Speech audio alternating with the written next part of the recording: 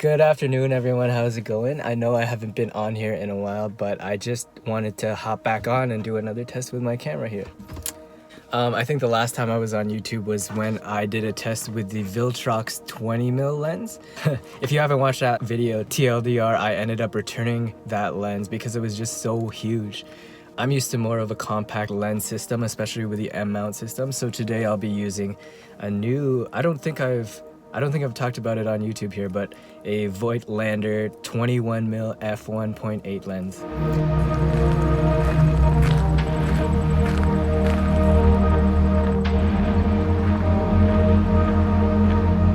Now, I have shot with this lens a number of times this past wedding season. I know I haven't been on here since before the summer, so I haven't really updated you guys, but I have been shooting with this 21mm Voigtlander lens.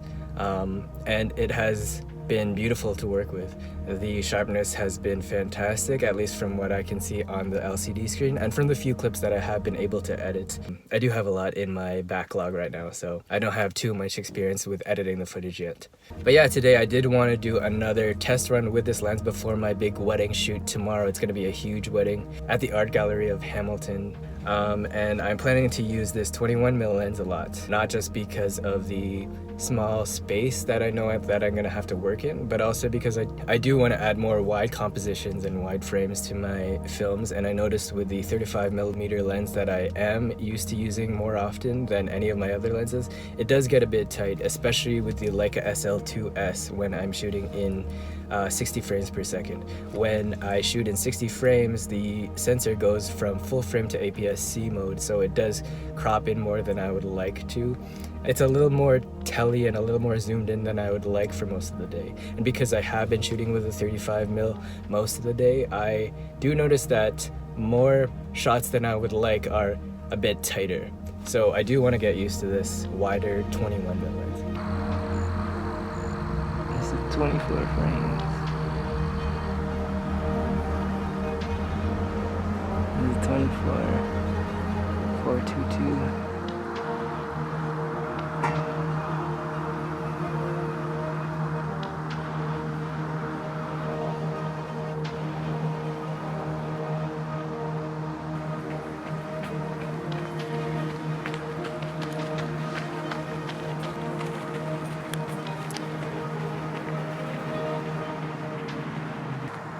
I do want to try to get some walking and some movement with this lens on, so I'm going to do a bit of that here. I know it's not the most stable, but I do want to see how natural I can get some handheld shots to look. Oh wow, it's really bright behind me. I wonder if you can see me.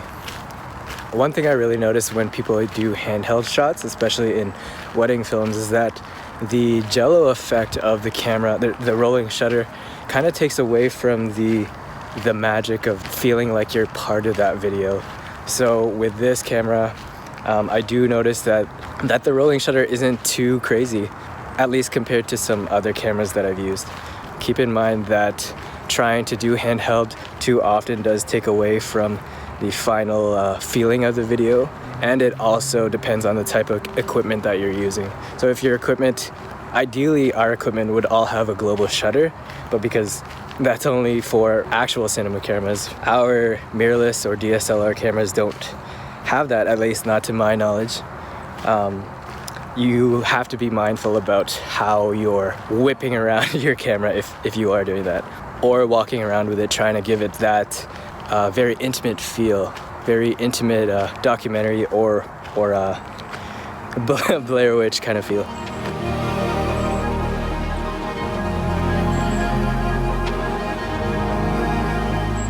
So the closest focusing distance with this lens is 0.5-ish. 0.5, wait, what is this? 0.5 meters, right? So that's as close as it gets. That's about here. But because I'm using a close focusing helicoid adapter, I could get in even closer, which is so cool. Look at that. Sweet. I'm at f1.8 right now. Look at the flaring. It is a bit more overcast than I would like for a flare test like this, but I think this is fine. Oh, there's some flare. I don't know if you can see that.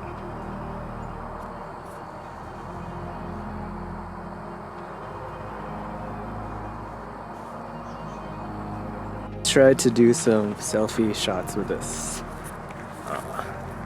I think this is pretty minimum. I think this is 0.5 meters or whatever. I don't know if I'm gonna be in focus right now. You could be the judge. But yeah, this is what it would be like if you were to vlog with the Voigtlander 21mm f1.8 lens. It's a beautiful lens, it's nice and compact. But depending on the type of body you put it on, your arm, if it's holding it up like this, is going to get a little tired. The body is, I don't know the exact specs, but I'll put it on the screen right here.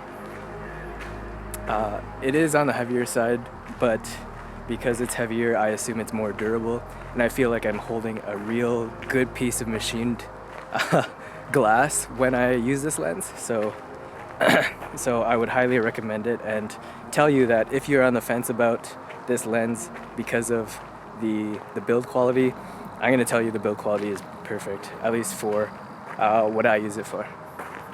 Alright, so far I've been shooting in 24 frames per second, and it's been doing wonderfully, but I do want to try 60 frames with this lens. And again, with 60 frames per second, the full frame sensor does turn into a cropped APS-C sensor, so I do want to see what it's like in cropped mode in slow-mo. The reason I want to do this is because I want to see if the trade-off between full frame and cropped slow-mo is good. Alright, I am in 60 frames per second now, cropped.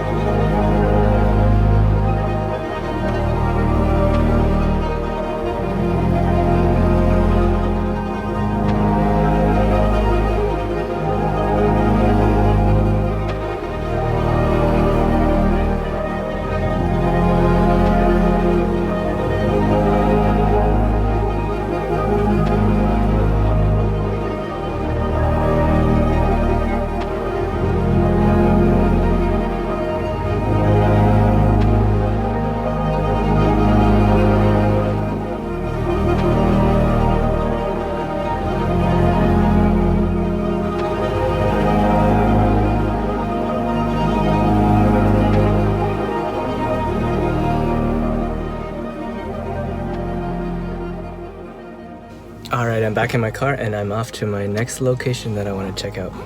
Side story, I had a little bit of a sickness scare this past week and I've been bedridden for the past few days, and I did go to get a COVID-19 test, and this morning I got back my results and I'm negative, so thank you, Lord, for giving me the ability to keep working in the way that I do with so many wonderful people.